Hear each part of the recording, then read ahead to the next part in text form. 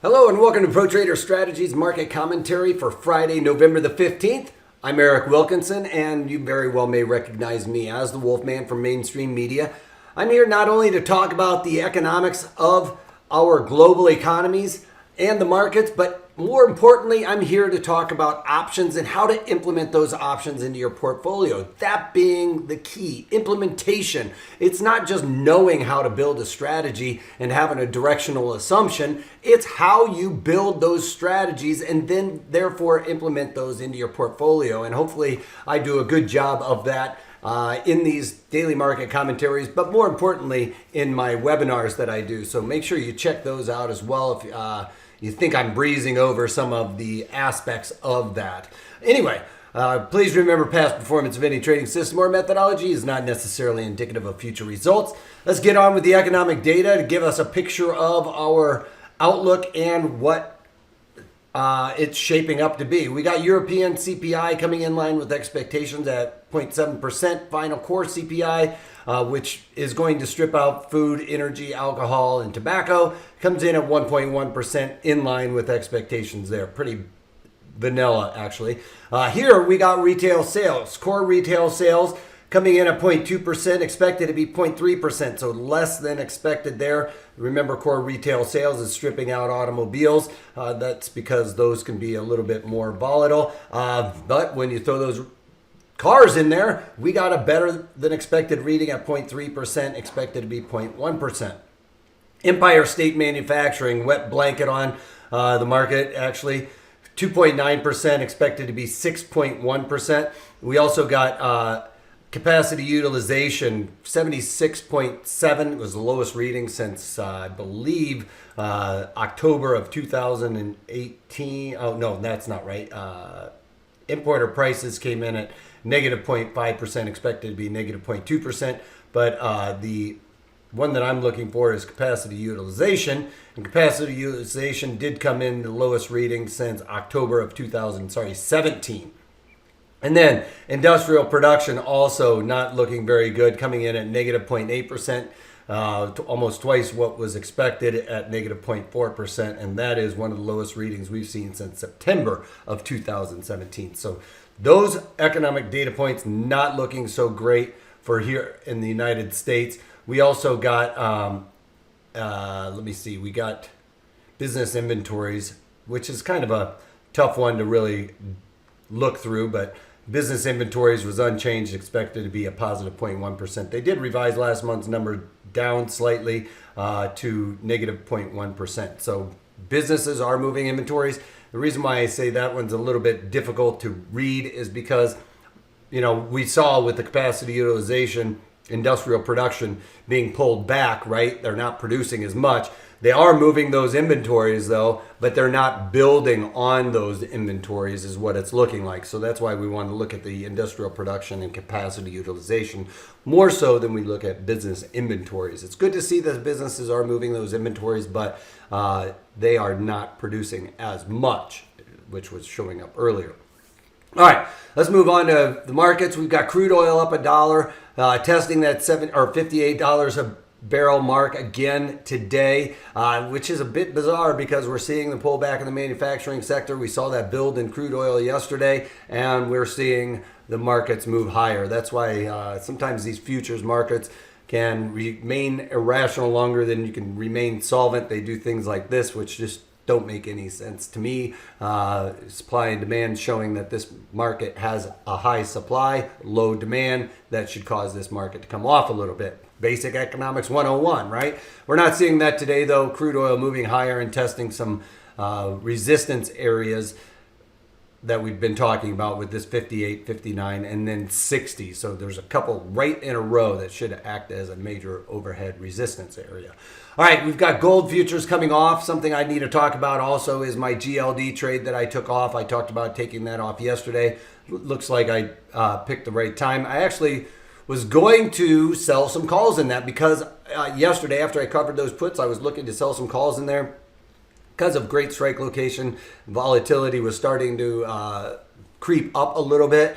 I didn't want to do that because I wanted to use that as a example in my webinar that was on the short calls, strike location, volatility, all of those things, talking about implementation around that strategy. So I waited till today, and we'll talk about that a little bit later on. But gold coming off, not looking like it's going to be able to get back up to that 1500 mark anytime soon with the market action today, which is a bit odd also because we're seeing weakness in the dollar again today, and we would expect some flight to safety there. But because the equities are driving higher, they're really seeing some weakness there in the gold. All right, we've got bonds coming off by 13 ticks here today. It's pretty much an inside day. I wouldn't say that this is really creating a topping area for the bonds, but you know, something we do have to keep an eye on here with the bonds is it is in a bearish trend. And if I just draw up a couple of lines here, you know, you can do it pretty sloppy. That's bearish trend channel there, not really being able to reach up to that 160 handle, which I was kind of expecting us to retest, but it is looking like it's coming up a little bit shy of that today anyway, or it looks like that's not going to be a target today.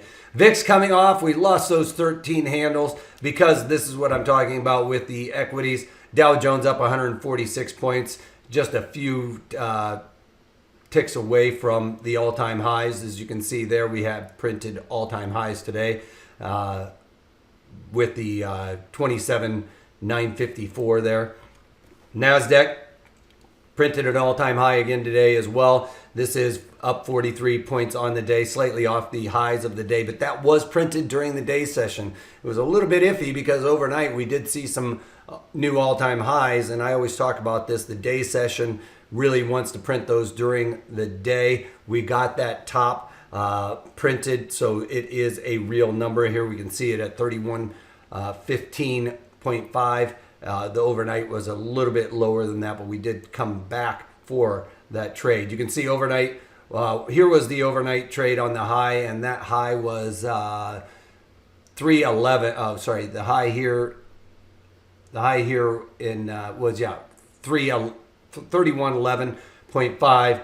You can see during the day we kind of opened up just shy of that, tried to print it and came up a quarter tick shy of it, and then the market slammed down on that economic data, but we've seen that rebound happen and print the all-time high today. Now a settlement down in and around the open, or a red candle there on equities, is not going to look very good. If we start losing momentum, that's going to look like a pretty toppy pattern. But you know, I've talked about in the past here recently that, you know, we've got a pretty steep vertical happening here in equities, tight range bound, and you know, it feels like we're going to pop one way or the other. And it looks like right now the market wants to pop to the upside.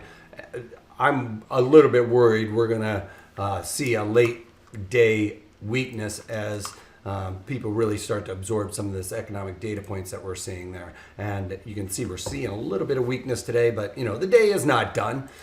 All right, let's talk about this gold trade that I did. I only put it on a couple of days ago. If you remember, I put it on the 12th, which is right here. I felt like it found a bottom. We got a bit of a rally. I got the directional move right, and I had sold those gold in the D's and sold the 132 puts in there for 39 cents. We saw the volatility start to slowly come out of that. I was able to buy those back late in the day yesterday for 15 cents.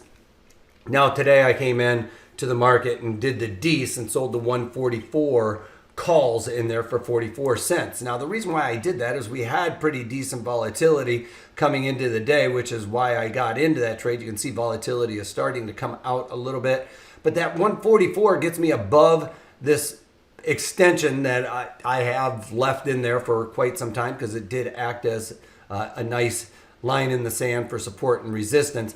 But I think that the market just seems like it is a little bit tired. You know, I was expecting more of a stronger recovery after the big sell-off and everything else. But yesterday, volatility starting to come out is when I pulled the trigger on getting out of my puts and decided to flip that, because I could get good strike location up above this Fibonacci. And if the market did rally back to the 115 or the 1500 a troy ounce area, which lines up with 142 here, I was still going to be able to get that theta decay and maybe some volatility contraction a little bit more. Now we're seeing gold lose about 6 percentage points on volatility, and I was able to get in there just slightly shy of my mandate. One of my rules for this for the ETF is below or above 30 for an ETF, and it was just slightly shy of that. It was right around 29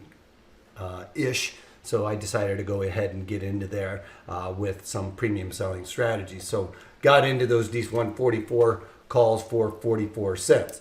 All right, and that's it. That's all I've done. I didn't play NVIDIA.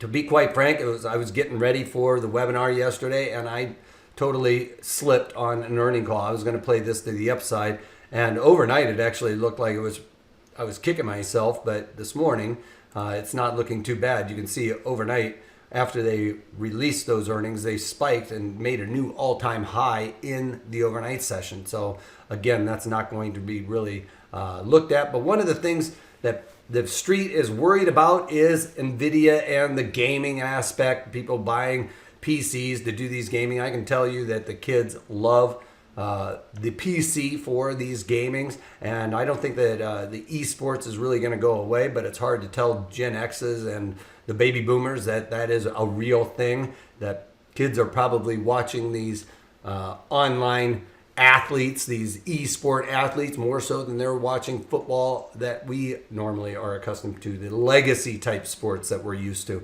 And they're also into a bunch of AI and other things of that nature. So NVIDIA, I think, is a good move to the upside. Of probably, if you're looking to add something to your portfolio in the tech sector, I think that this would be something good to add there.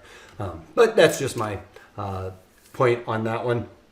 I haven't done anything in NVIDIA yet. So that's about all I got for you guys. I hope you guys all have a great weekend. Check out that video on the short call. I go into all the rules. Also, there's a nice little deal in there for the rest of the earnings. Also, earnings setups for the next round that you can take advantage of as well. So that's about it. If you can't take that, take it easy.